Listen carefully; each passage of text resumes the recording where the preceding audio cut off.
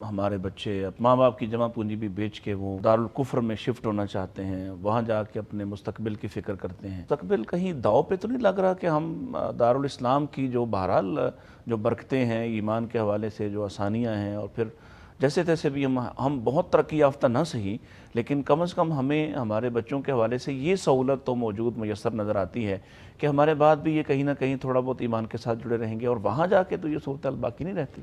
اصل میں مسئلہ یہ ہے کہ دارالکفر اور دارالاسلام کے حوالے سے میں نے پہلے جو اپنی گفتگو میں ایک فقرے میں ایک لفظ بولا تھا قرون اولیٰ میں، ٹھیک، پہلے لوگوں نے یہ فرق کیا تھا اور یہ فرق تھا صحیح۔ اب جیسے جیسے ماحول اور کلچرز اور ٹیکنالوجی ترقی کرتی جا رہی ہے تو کلچرز مرج ہو رہے ہیں۔ ٹھیک ہے۔ اب جیسے دیکھیں انٹرنیٹ ہے اور یہ سوشل میڈیا ہے، اور اس پہلے تو یہ ہوا کرتا تھا کہ اگر کوئی فیشن بھی چلنا ہے امریکہ سے تو وہ کئی مہینے لگتے تھے اس کو لندن پہنچنے میں، اور پھر لندن سے پاکستان میں پہنچنے میں بڑے کئی مہینے لگتے تھے۔ لاہور میں مثال کے طور پہ یا پہلے کراچی میں آتا تھا، کراچی سے لاہور، اور لاہور سے بعد چھوٹے شہروں میں، اور پھر دیہات تو بالکل ہی اس سے جو ہے نا محفوظ اور ناواقف ہوتے تھے، اور کبھی ان کو دیہات تک خبر پہنچتی بھی تھی تو اتنی دیر میں فیشن چینج ہو چکا ہوتا تھا، اس کو قبول بھی نہیں کرتا، اور ہر چیز جو ہے وہ اپنے اپنی جگہ پہ رہتی تھی۔ اب یہ نہیں ہے، اب یہ جو ہے کہ سیکنڈز میں خبر جو ہے وہ ایک جگہ سے دوسری جگہ جاتی ہے، ٹھیک ہے، اور ہر بندے کے اپروچ میں ہے، چاہے وہ گاؤں میں بیٹھا ہے چاہے وہ کہیں اور بیٹھا ہے، اور لہٰذا ایک تو جو کلچرل جو ایفیکٹ ہے، جی ڈیجیٹائزیشن اس کو کہہ سکتے ہیں، ہاں جی، جو کلچرل ایفیکٹ ہے وہ ہر ایک کے اوپر پڑ رہا ہے، اور ہر جگہ پہ ہے، باؤنڈریز ختم ہو گئی، یوں کہہ لیں باؤنڈریز ختم ہو گئی۔ ٹھیک ہے۔ دوسری بات یہ ہے کہ جب آپ اسلام کے حوالے سے دارالاسلام یا دارالکفر دونوں کا ماحول دیکھتے ہیں تو وہ کم و بیش ملتا جلتا ہے، کہ مثال کے طور پر آپ اگر کسی اسلامی ملک کے اندر ہیں تو وہاں بھی آپ کو نماز پڑھنے کی اجازت ہے، اور قرآن پڑھنے کی اور انفرادی عبادات کرنے کی اجازت ہے۔ اس کے علاوہ تو آپ کو جو ان کا جو نظام ہے اس کے اندر اس میں گنجائش نہیں ہے، اس میں انٹرفیئر کرنے کی گنجائش نہیں ہے۔ ٹھیک ہے۔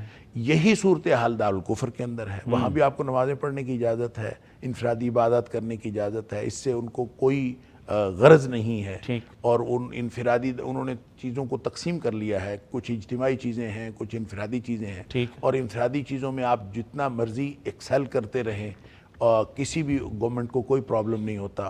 لہٰذا دین کے اوپر جتنا آپ عمل کرتے ہیں دارالاسلام آج کے دارالاسلام میں رہ کر، اتنا ہی عمل آپ آج کے دارالکفر کے اندر کر سکتے ہیں۔ مطلب آپ سمجھتے ہیں کہ اب یہ ماحول کے اعتبار سے یا سہولت کے اعتبار سے اگر آپ کوئی ذاتی زندگی نجی زندگی گزارنا چاہتے ہیں تو دونوں جگہوں پہ آپ کو کوئی بڑا فرق نظر نہیں آتا؟ تقریباً یہ کوئی بڑا فرق نظر نہیں آتا، اور پھر ان کے آپس میں کلچرز مرج ہو جانے کی وجہ سے بچنے کی صورت جو دارالاسلام میں ہے وہی دارالکفر میں ہے۔ اگر آج کے اعتبار سے دیکھا جائے کسی اسلامی ملک میں اگر کوئی رہتا ہے تو اس کے بچنے کی ایک ہی صورت ہے کہ وہ اپنے بچے کو آپ مسجد کے ساتھ جوڑ دیں۔ تو جو بچے مسجد کے ساتھ جڑ جاتے ہیں وہ آپ یورپ امریکہ میں بھی جو بچے مسجد کے ساتھ جڑ جاتے ہیں وہ بہترین مسلمان ہوتے ہیں۔ ٹھیک ہے۔ اور یہ میں پہلے بھی کئی دفعہ کہہ چکا ہوں، اور آپ وہاں رہ کے بھی آئے ہیں، کہ مسلمان جو ہے نا، مثلا پاکستان میں اور کسی بھی اسلامی ملک میں 3 طرح کے مسلمان ہوتے ہیں۔ اچھا۔ اور کسی جو غیر مسلم ملک ہے وہاں پہ صرف 2 طرح کے مسلمان ہوتے ہیں۔ سبحان اللہ، یہ کیا تقسیم ہے جی؟ اچھا، یہ تقسیم یہ ہے کہ ہمارے ہاں ایک تو بہت اچھے مسلمان ہوتے ہیں جو ٹرو مسلمز ہیں، ٹھیک، وہ اپنے کردار کے اعتبار سے بھی کردار پیش کرتے ہیں، مسلمان ہوتے ہیں۔ ٹھیک ہے۔ دوسرے وہ ہوتے ہیں جو بالکل بے دین ہوتے ہیں، جو جن کا دین کے ساتھ کوئی تعلق، نام کے مسلمان ہیں۔ ٹھیک۔ تیسرے ہیں درمیان میں جو منافق قسم کے مسلمان، کبھی ادھر اور کبھی ادھر۔ اور یہ جو اسلامی ملکوں کی بات کر رہے ہیں؟ میں اسلامی ملکوں کی بات کر رہا ہوں کہ اس میں 3 قسم کے مسلمان ہوتے ہیں، اور جب آپ کسی غیر مسلم ملک میں چلے جائیں تو وہاں صرف 2 قسم کے مسلمان ہوتے ہیں، یا ٹرو مسلمز ہوتے ہیں، بالکل سچے مسلمان، کھرے، اس کے اندر کوئی آپ کو جھول نہیں نظر آئے گی، ٹھیک ہے، یا پھر وہ بے دین لوگ ہیں جو وہاں کی مٹی کے ساتھ مٹی ہو گئے ہیں۔ اور نام وہاں تیسری طرح کے لوگ نظر نہیں وہاں آتے؟ درمیان والے مسلمان کوئی نہیں ہے، تیسری طرح کے مسلمان کوئی نہیں ہے، اور لہٰذا وہ مسلمان جو مسجد کے ساتھ جڑ گئے ہیں، اور جن مسلمانوں نے اپنی اولادوں کو مساجد کے ساتھ جوڑ دیا ہے، وہ بالکل ٹرو مسلم ہے ماشاءاللہ. انہوں نے اس ماحول کے باوجود، بلکہ وہ جو کہتے ہیں نا مسلمان کو مسلمان کر دیا طوفان مغرب نے، تو وہاں جا کے وہ پاکستان اور میں زیادہ مضبوط ہو جاتے ہیں. پاکستان میں اتنے اچھے مسلمان نہیں ہوتے جتنے اچھے مسلمان وہ وہاں جا کے بن جاتے ہیں. اور میں ایسے بہت سارے لوگوں کو جانتا ہوں یہاں پہ بالکل عجیب و غریب زندگی گزار رہے تھے، اگرچہ نماز کبھی پڑھ لیتے تھے، لیکن یہاں پہ کلین شیو اور طرح کا کلچر. لیکن جو ہی وہاں گئے تو وہاں جا کے ان کا بالکل سارا بھولیا بھی چینج ہو گیا اور ہر چیز چینج ہو گئی، اور ان کو یعنی اپنی شناخت کی فکر پڑی اپنی ہے. شناخت کی فکر پڑتی ہے، اور بالکل وہ وہاں پہ ایسے مسلمان بنتے ہیں کہ جو پاکستان میں وہ اس طرح کے مسلمان نہیں ہوتے. اور یہ بہت سارے مثالیں ایسی موجود ہیں. اچھا، اس طرح سے مثال کے طور پہ میں آپ کو ایک بات بتاتا ہوں. میں 2006 میں یو کے گیا تھا پہلی دفعہ. جی. میرا وہاں پہ جب میں واپس آیا تو میرا تاثر مسلمان فیملیز کے بارے میں یہ تھا کہ مجھے جو بھی شخص ملا جس سے بھی میری ملاقات ہوئی، وہ ون وے اور دادر، وہ کسی بھی پہلو سے وہ اپنی اولاد کے بارے میں بڑا فکر مند تھا. ٹھیک. یعنی بہت فکر تھی کہ کوئی کہتا ہے کہ میں اپنے بچوں کو یوں کرتا ہوں، کوئی کہتا ہے میں اپنے بچوں کو یوں کرتا ہوں، یوں بچاتا ہوں، یوں محفوظ کرتا ہوں وہاں کے ماحول سے. ماحول تو بہرحال ایسا ہے. ماحول تو ہے. ٹھیک. اچھا، اس ماحول سے بچانے کے لیے کیا کرتے ہیں؟ ہر بندہ فکر مند لگا. صحیح. ڈاکٹر صاحب اگر میں اس کو کمپیئر کروں 2006 کو 2024 کے ساتھ، میں آخری دفعہ 2024 میں گیا ہوں. ٹھیک. اگر میں 2024، یہ فرق بنا 18 سال. 18 سال میں اب جو میں دیکھتا ہوں تو وہاں کا مسلمان اپنی اولادوں کے بارے میں اتنا فکر مند نہیں ہے جتنا فکر مند 2006 میں تھا. اس کی کیا وجہ؟ اس کی وجہ کیا ہے؟ اس کی وجہ یہ ہے کہ آپ کو تقریباً ہر 10 منٹ کے فاصلے پر کسی نہ کسی مکتبہ فکر کی مسجد مل جائے گی. سبحان اللہ، سبحان اللہ. تو یعنی مساجد اور موجود ہیں. مسجد کے اندر 2 گھنٹے کی بچوں کی تعلیم کا بندوبست ہر مسجد کے ہر صورت میں ہے. ہر مسجد میں ہے. ٹھیک ہے. اچھا، وہ 2 گھنٹے بچے اسکول سے آتے ہیں، اسکول سے آ کے وہ 2 گھنٹوں کے لیے مسجد چلے جاتے ہیں. اور جو مسجد چلے جاتے ہیں پھر وہ مسجد کے ماحول کے ساتھ وہ رہتے ہیں، وہاں پہ پڑھتے بھی ہیں. اور وہاں کی مسجد سنا ہے کہ تھوڑا مختلف ہے، اس کا جو مطلب اس کا جو رجحان ہے یا اس کی جو ماحول ہے وہ تھوڑا کمیونٹی سینٹر ٹائپ ہے. بالکل کمیونٹی سینٹر ٹائپ ہے. اور وہاں کا یقین کریں، میں نے وہاں پہ جو رمضان گزارا تھا، ایک رمضان میں نے وہاں گزارا ہے، اور وہ ابھی بھی مجھے یاد آتا ہے اللہ کہ وہ وہاں پہ اس طرح نہیں ہوتا کہ، یعنی میں نے گلاسگو میں رمضان گزارا تھا، اور جس مسجد میں میں جاتا تھا وہاں پہ کوئی 200-300 لوگوں کا کھانا پکتا تھا. اچھا. روزانہ مسجد میں. اور جو ادھر ارد گرد کے کمیونٹی کے لوگ تھے مسلمان، وہ اپنے گھروں میں افطاری نہیں کرتے تھے، وہ مسجد میں آ کر. اچھا، وہاں کرتے تھے. ہاں، یہ ماحول تھا. یعنی ایک ماحول، ایک اجتماعیت تھی. اجتماعیت تھی کہ لوگ جو ہیں وہ افطاری سارے مسجد میں آ کرتے ہیں. لہٰذا 200-300-400 لوگ جو ہیں وہ افطاری کے وقت موجود ہوتے تھے.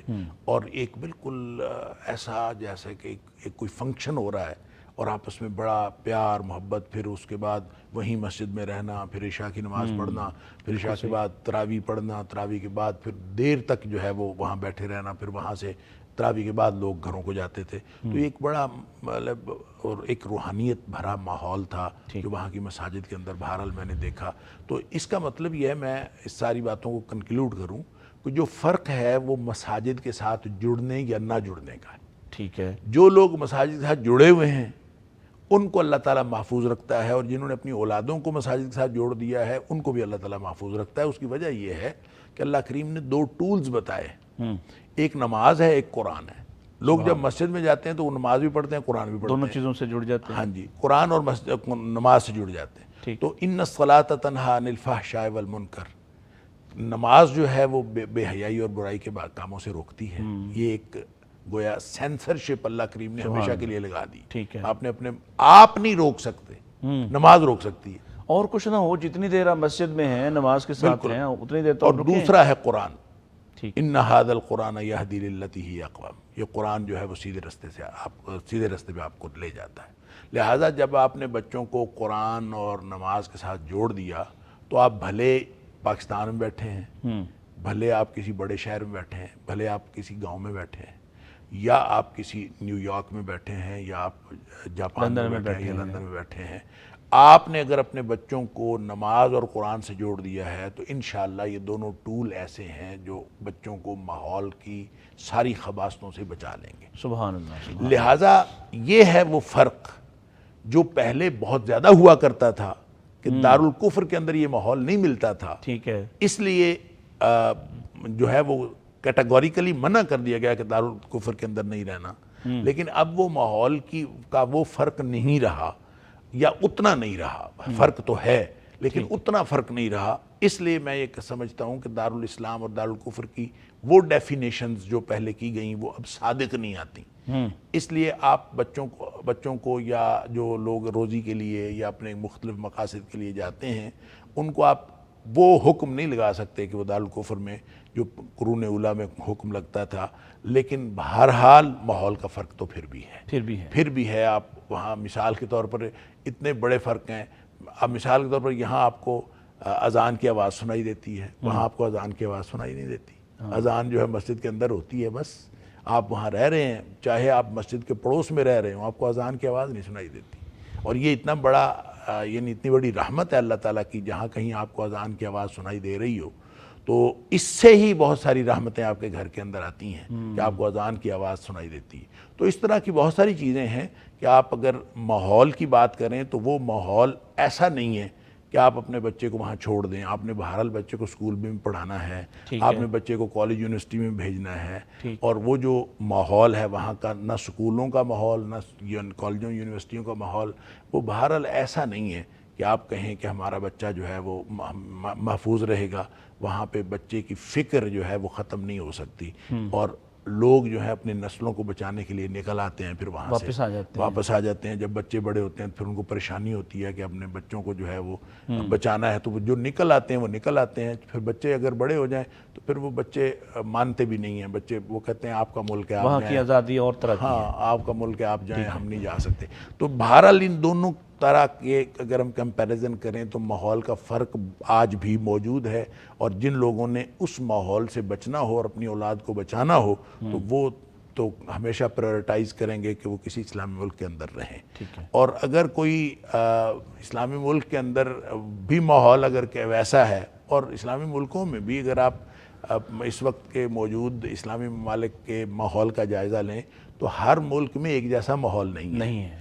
تو بعض ممالک ایسے ہیں جس میں مغربی ممالک سے بھی زیادہ فارورڈ ماحول ہے، لہٰذا اگر آپ اپنے بچے کو یا خود کو برائیوں سے بچانا چاہتے ہیں اور اس ماحول سے بچانا چاہتے ہیں تو یہ تقسیم نہیں ہے کہ آپ اسلامی ملک یا غیر اسلامی ملک میں ہیں، یہ تقسیم ہے کہ کس کا ماحول جو ہے وہ زیادہ ہیلپ فل اور کنڈیوسیو ہے، اور کہاں کا ماحول جو ہے وہ زیادہ ہیلپ فل اور کنڈیوسیو نہیں ہے۔